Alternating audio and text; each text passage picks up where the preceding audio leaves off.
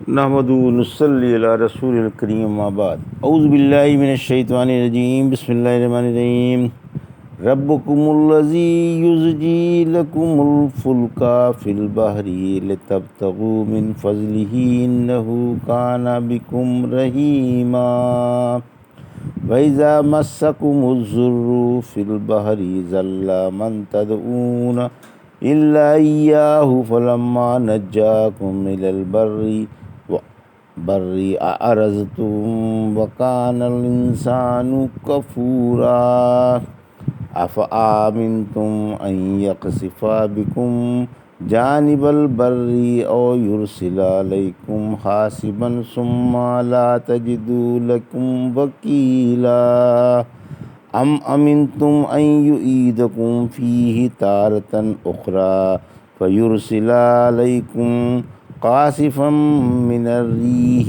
فیغرقکم بما کفرتم ثم لا تجدوا لکم علینا بہ تبیعا وَلَقَدْ كَرَّمْنَا بَنِي آدَمَ وَحَمَلْنَاهُمْ فِي الْبَرِّ وَالْبَحْرِ وَرَزَقْنَاهُمْ مِنَ الطَّيِّبَاتِ وَفَضَّلْنَاهُمْ عَلَىٰ كَثِيرٍ مِّمَّنْ خَلَقْنَا تَفْضِيلًا۔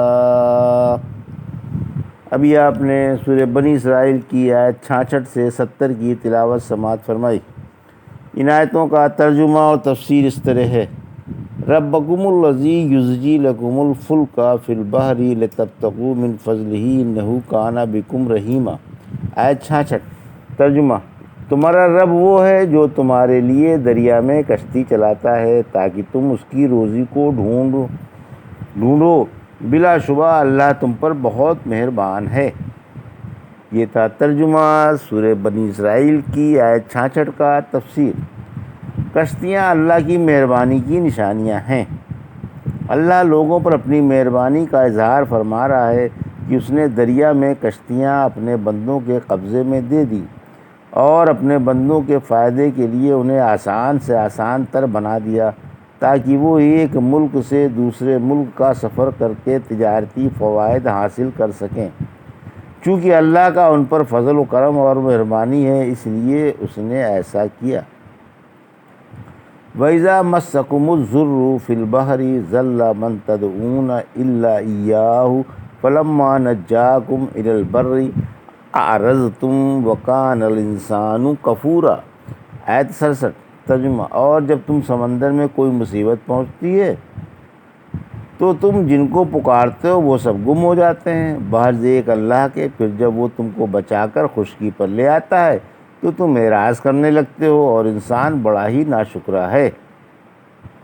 یہ تھا ترجمہ آیت 67 کا تفسیر۔ آیت 67: آڑے وقت اللہ ہی یاد آتا ہے، یعنی جب لوگوں کو سمندر میں کوئی تکلیف پیش آتی ہے تو پورے خلوص کے ساتھ اللہ ہی کی طرف متوجہ ہو کر اسی کو پکارتے ہیں اور ان کے دلوں سے اللہ کے سوا اور دیگر معبود نکل جاتے ہیں۔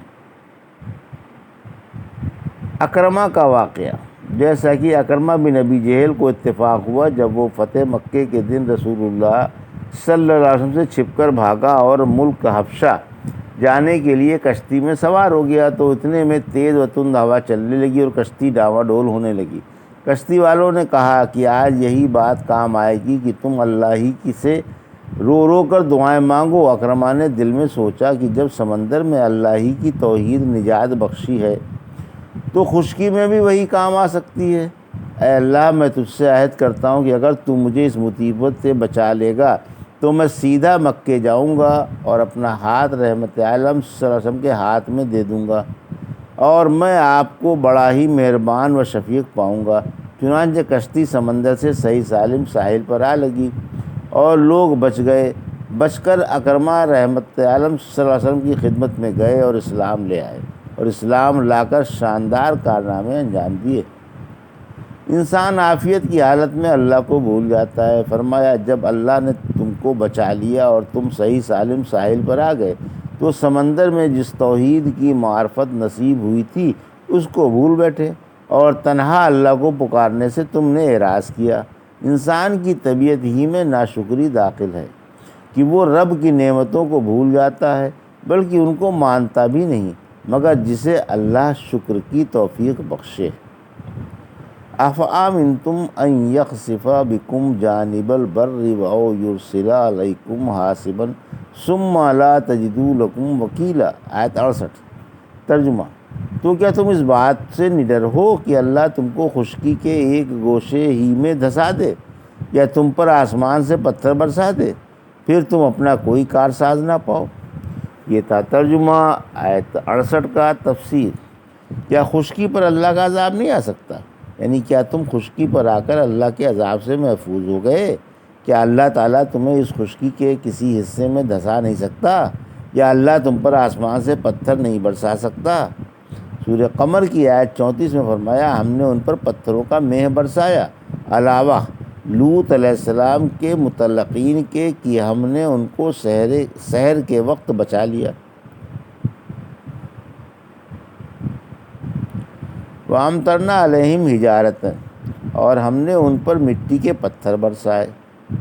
سورہ ملک کی آیت 16-17 میں، کیا تم آسمان والے اس سے نڈر ہو گئے ہو کہ وہ تم کو زمین میں دھسا دے پھر وہ ایک بیک حرکت کرنے لگے، یا تم آسمان والے سے اس سے بے خوف ہو کہ وہ تم پر پتھر برسا دے، پھر تمہیں معلوم ہو جائے کہ آخر وہی انجام ہوا جو ڈرانے والے نے بتایا تھا۔ مجرم کا کوئی ساتھ نہیں۔ پھر فرمایا کہ تم اپنے لیے کوئی مددگار نہ پاؤ گے جو تم سے اللہ کا عذاب ہٹا دے اور تمہیں اس ہولناک مصیبت سے بچا لے۔ ام امنتم ان یعیدکم فیہ تارۃ اخری فیرسل علیکم قاصفا من الریح فیغرقکم بما کفرتم ثم لا تجدوا لکم علینا بہ تبیہ۔ آیت 69۔ ترجمہ: یا تم اس سے نڈر ہو گئے ہو کہ وہ تمہیں پھر دوسری دفعہ دریا میں ہی لوٹا دے اور تم پر تیز ہوا کے جھکڑ بھیج دے، پھر تمہیں ناشکری کی وجہ سے غرق کر دے، پھر اس پر تمہیں ہمارا پیچھا کرنے والا کوئی نہ ملے۔ یہ تھا ترجمہ آیت 69 کا۔ تفسیر: توحید کے منکروں کو تنبیہ: اے انکار پسندو، تم سمندر میں ہماری توحید کا اقرار کر لینے کے بعد کیوں خشکی میں اس کا انکار کرتے ہو؟ کیا یہ ممکن نہیں کہ اللہ پھر تمہیں دریا کے سفر کا شوق دے اور تم کشتی یا جہاز پر سوار ہو جاؤ، پھر وہ تم پر ایک ایسی تیز ہوا چل کے جھکڑ بھیج دے جو تمہاری کشتی ڈاواڈول کر کے ڈبو دے؟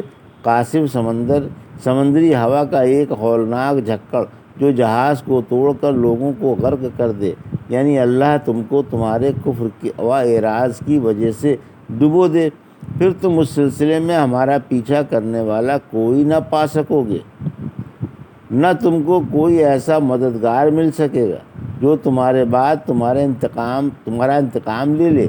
ہمارا تو کوئی بھی تعاقب نہیں کر سکتا، بھلا کس کی مجال ہے جو ہماری طرف انگلی بھی اٹھا سکے۔ وَلَقَدْ كَرَّمْنَا بَنِي آدَمَ وَحَمَلْنَاهُمْ فِي الْبَرِّ وَالْبَحْرِ وَرَزَقْنَاهُمْ مِنَ الطَّيِّبَاتِ وَفَضَّلْنَاهُمْ عَلَىٰ كَثِيرٍ مِّمَّنْ خَلَقْنَا تَفْضِيلًا۔ آیت 70۔ ترجمہ: واقعی ہم نے اولاد آدم کو عزت دی اور ہم نے انہیں خشکی اور تری میں سواریاں دیں اور انہیں پاکیزہ روزی دی، اور ہم نے اپنی بہت سی مخلوق پر ان کو زبردست برتری بخشی۔ یہ ترجمہ تھا آیت 70 کا۔ تفسیر: انسان کی شرف و بزرگی کا بیان۔ انسان کی شرف و بزرگی کا بیان ہے کہ اللہ نے اسے بہترین ہیبت اور کامل ترین صورت بخشی، چنانچہ سورۃ 3 میں فرمایا، دیکھو ہم نے انسان کو بہترین ساخت پر پیدا کیا ہے۔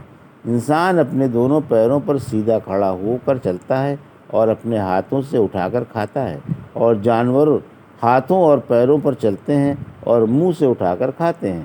پھر انسان کے کان، آنکھ اور دل بنائے گئے ہیں جن کی ان سے وہ سمجھتا ہے، فائدہ اٹھاتا ہے، اچھی بری چیزوں میں امتیاز کرتا ہے، ان کے فائدے اور خاصے جانتا ہے اور ان کے نقصانات پہچانتا ہے، اور دنیوی اور دینی کاموں کے نقصانات و فوائد سمجھتا ہے۔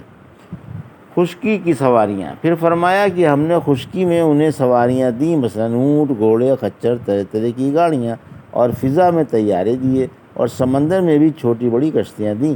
ہم نے انہیں پاکیزہ اور نفیس غلے، پھل، گوشت اور دودھ عطا کیا، طرح طرح کے ذائقے کی نعمتیں دیں اور لذیذ و پرکیف رنگ برنگ کے کھانے دیے جو دیکھنے میں بھی نہایت بھلے اور خوشنما معلوم ہوتے ہیں، اور ہم نے طرح طرح کے رنگوں اور شکلوں کے عمدہ عمدہ لباس پہننے کو دیے جنہیں وہ خود بھی تیار کرتے ہیں اور باہر سے بھی آتے ہیں، اور ہم نے انسان کو تمام مخلوق پر زبردست فوقیت عطا فرمائی۔ یہ تھا سورہ بنی اسرائیل کی آیت 66 سے 70 کا ترجمہ اور تفسیر جو بھی آپ نے سماعت فرمائی۔ بارک اللہ لی و لکم فی القرآن الحکیم و نفعنی ایاکم بآیات الذکر الحکیم۔